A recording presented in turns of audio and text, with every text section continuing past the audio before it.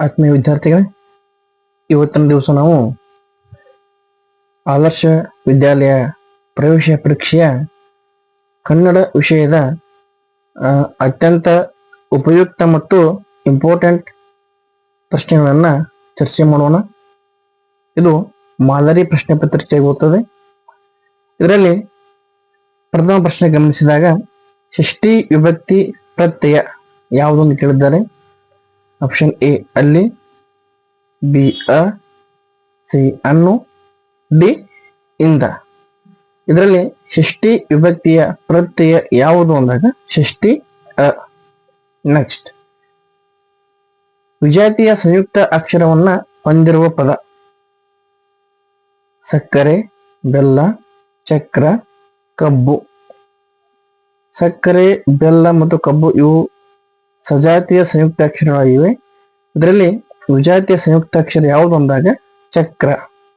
Option number C is the right answer. Next,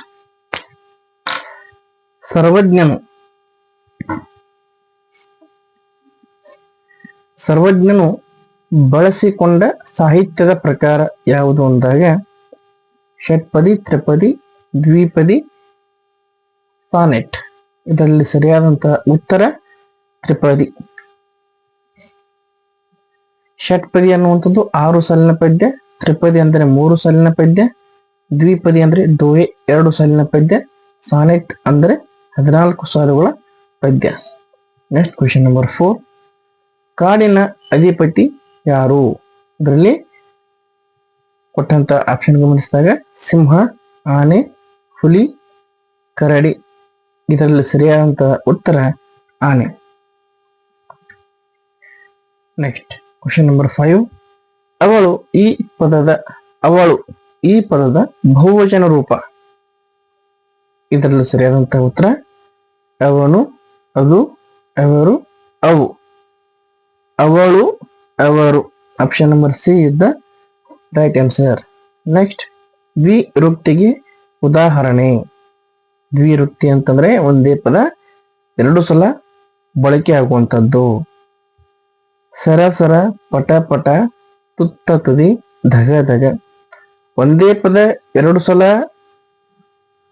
ಉತ್ಪತ್ತಿ ಆಗುವಂಥದ್ದು, ಆದ್ರೆ ಆ ಪದಕ್ಕೆ ಅರ್ಥ ಇರಬೇಕು. ಅರ್ಥ ಇರುವಂತಹ ಪದ 2 ಸಲ ಬಳಕೆ ಆದಾಗ ಮಾತ್ರ ಅದು ದ್ವಿರುಕ್ತಿ.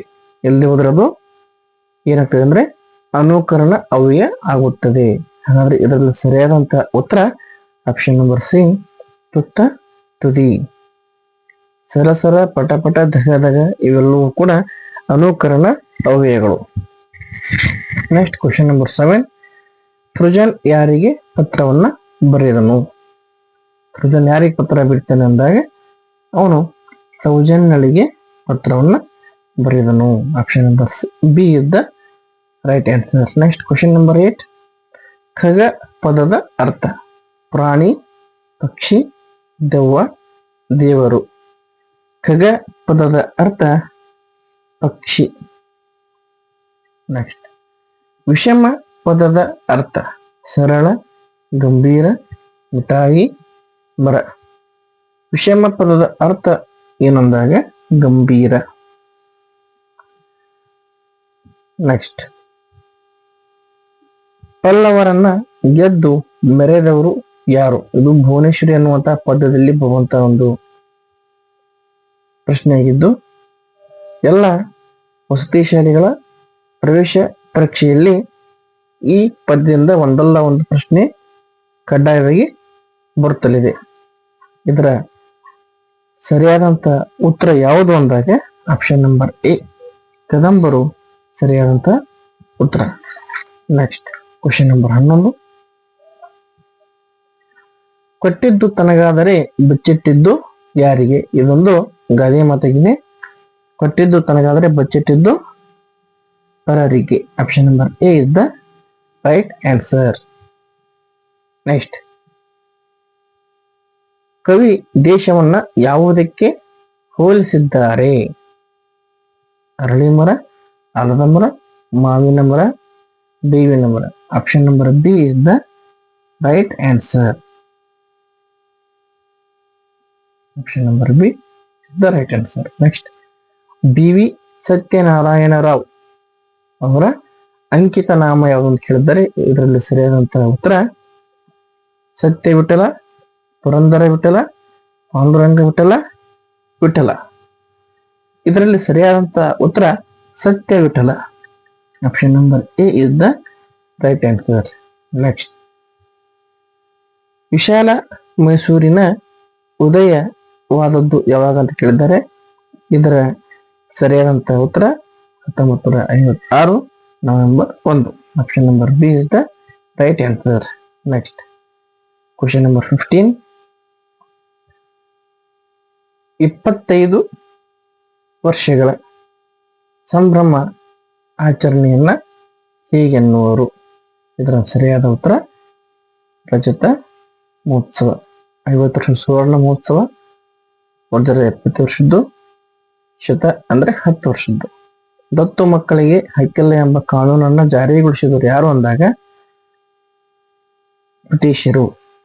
ಬ್ರಿಟಿಷರು ತಂದಂತ ಈ ಕಾನೂನಿನ ವಿರುದ್ಧವಾಗಿ ಹೋರಾಟ ಮಾಡಿದಂತ ನಮ್ಮ ಕರ್ನಾಟಕದ ಪ್ರಮುಖ ಸಂಸ್ಥೆಗಳು ಇದ್ದಾವೆ.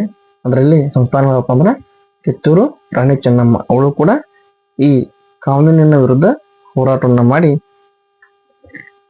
ಪ್ರಮುಖವಾಗಿ 1ನೇ ಯುದ್ಧದಲ್ಲಿ ಜಯವನ್ನ ಸಾಧಿಸಿದ್ರು. 2ನೇ ಯುದ್ಧದಲ್ಲಿ ಅಲ್ಲಿ ಸೋಲನ್ನ ಹೊಂದಿದ್ರು. ಈ ರೀತಿಯಾಗಿ ನಾವು ಪ್ರಮುಖ ಪ್ರಶ್ನೆಗಳನ್ನ ನೋಡಿದ್ವಿ. ಮುಂದಿನ ತರಗತಿಯಲ್ಲಿ ಇಂಗ್ಲಿಷ್ ವಿಷಯದ ಇಂಪಾರ್ಟೆಂಟ್ ಕ್ವಶನ್ಸ್ಗಳನ್ನ ಚರ್ಚೆ ಮಾಡೋಣ ಅಂತ ಹೇಳ್ತಾ ಇವತ್ತಿನ ಈ ತರಗತಿಯನ್ನು ಮುಗಿಸ್ತಾ ಇದ್ದೀವಿ. ಧನ್ಯವಾದಗಳು.